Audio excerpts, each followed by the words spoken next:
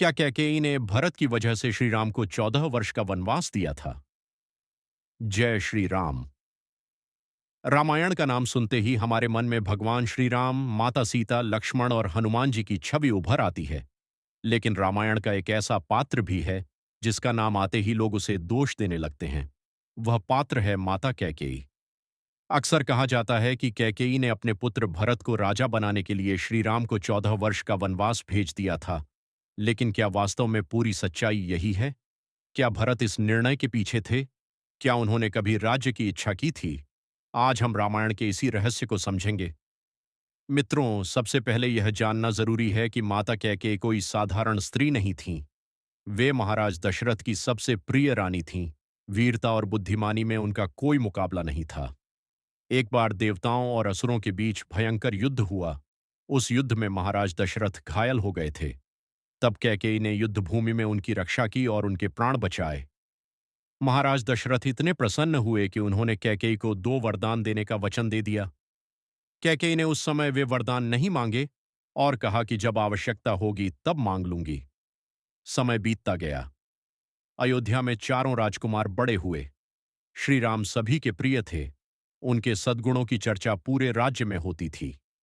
सबसे महत्वपूर्ण बात यह है कि कैकेयी स्वयं श्री राम से बहुत प्रेम करती थीं। कई प्रसंगों में वर्णन मिलता है कि वे राम को अपने पुत्र भरत से भी अधिक प्रिय मानती थीं। जब महाराज दशरथ ने श्री राम का राज्याभिषेक करने का निर्णय लिया, तब सबसे अधिक प्रसन्न लोगों में कैकेयी भी थीं। लेकिन तभी कथा में प्रवेश होता है मंथरा का। मंथरा कैकेयी की दासी थी। उसने देखा कि पूरे अयोध्या में उत्सव का वातावरण है। उसने कारण पूछा तो पता चला कि अगले दिन श्री राम का राज्याभिषेक होने वाला है। यह सुनते ही मंथरा चिंतित हो गई। वह तुरंत कैकेयी के पास पहुंची। कैकेयी उस समय अत्यंत प्रसन्न थीं। उन्होंने मंथरा को यह शुभ समाचार सुनाया। लेकिन मंथरा ने कहा, महारानी, आप खुश क्यों हो रही हैं? आपको तो चिंता करनी चाहिए। कैकेयी आश्चर्यचकित रह गईं। उन्होंने कहा, राम का राज्याभिषेक हो रहा है। इससे बढ़कर खुशी की बात क्या हो सकती है? तब मंथरा ने धीरे धीरे उनके मन में भय भरना शुरू किया। उसने कहा, आज राम राजा बनेंगे, कल कौशल्या राजमाता बन जाएंगी। फिर भरत का क्या होगा? आपका क्या होगा? शुरुआत में कैकेयी ने उसकी बातों को बिल्कुल स्वीकार नहीं किया। उन्होंने कहा, राम और भरत में कोई अंतर नहीं है। राम राजा बनेंगे तो मुझे उतनी ही खुशी होगी जितनी भरत के राजा बनने पर होती। लेकिन मंथरा बार बार वही बातें दोहराती रही। कई घंटों तक उसने कैकेयी के मन में संदेह और भय का विष घोला। धीरे धीरे कैकेयी का मन बदलने लगा। यही वह क्षण था जब एक गलत सलाह ने इतिहास की दिशा बदल दी।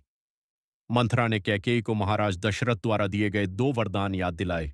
उसने कहा, आज वही वरदान मांगने का समय है। मंथरा की बातों में आकर कैकेयी कोप भवन में चली गईं।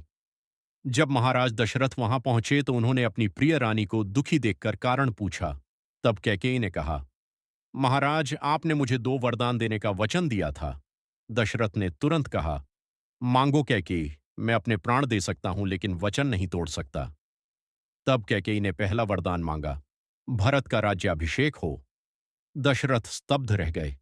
लेकिन दूसरा वरदान सुनकर तो उनके पैरों तले जमीन ही खिसक गई। कैकेयी बोलीं, श्री राम को 14 वर्ष का वनवास दिया जाए। यह सुनकर महाराज दशरथ टूट गए। वे बार बार कैकेयी से विनती करते रहे कि कुछ और मांग लो, लेकिन राम को वन मत भेजो। लेकिन कैकेयी अपने निर्णय पर अड़ी रहीं। अब प्रश्न उठता है, क्या यह सब भरत की इच्छा से हुआ था? उत्तर है, बिल्कुल नहीं। जब भरत उस समय अयोध्या में भी नहीं थे, वे अपने ननिहाल गए हुए थे। उन्हें इस पूरी घटना की कोई जानकारी नहीं थी। जब भरत वापस लौटे और उन्हें पता चला कि श्री राम वन चले गए हैं तथा उनके पिता का देहांत हो गया है, तो वे शोक से भर गए। जब उन्हें सच्चाई पता चली कि यह सब उनकी माता कैकेयी के कारण हुआ है, तो वे अत्यंत क्रोधित हो उठे। उन्होंने अपनी माता से कहा, माता, आपने यह क्या कर दिया? मैं ऐसा राज्य कभी स्वीकार नहीं कर सकता जो मेरे प्रभु श्री राम के वनवास का कारण बने। भरत ने न तो सिंहासन स्वीकार किया और न ही स्वयं को राजा माना। इसके विपरीत वे तुरंत श्री राम को वापस लाने के लिए वन की ओर चल पड़े। अयोध्या के मंत्री गुरु वशिष्ठ और हजारों नागरिक भी उनके साथ थे। जब भरत की मुलाकात श्री राम से हुई तो वे उनके चरणों में गिर पड़े। भरत की आंखों से अश्रुधारा बह रही थी। उन्होंने कहा, भैया, अयोध्या आपके बिना सूनी है। कृपया वापस चलिए और राज्य संभालिए। लेकिन श्री राम ने उत्तर दिया, पिता का वचन मेरे लिए सर्वोच्च है। 14 वर्ष पूरे होने तक मैं अयोध्या नहीं लौट सकता।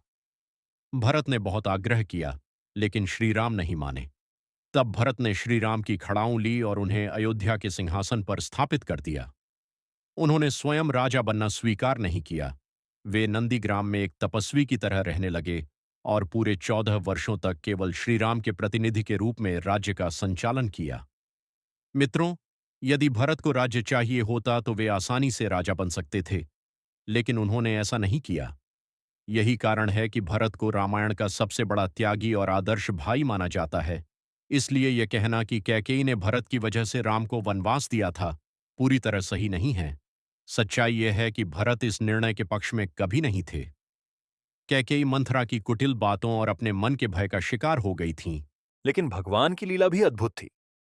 यदि वनवास न होता तो आर्षियों की रक्षा न होती, शबरी का उद्धार न होता, हनुमान जी से मिलन न होता और रावण का अंत भी न होता।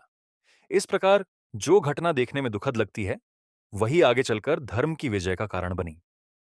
तो मित्रों, रामायण हमें यह शिक्षा देती है कि गलत सलाह जीवन को भटका सकती है, लेकिन सच्ची भक्ति और धर्म का मार्ग अंततः विजय दिलाता है।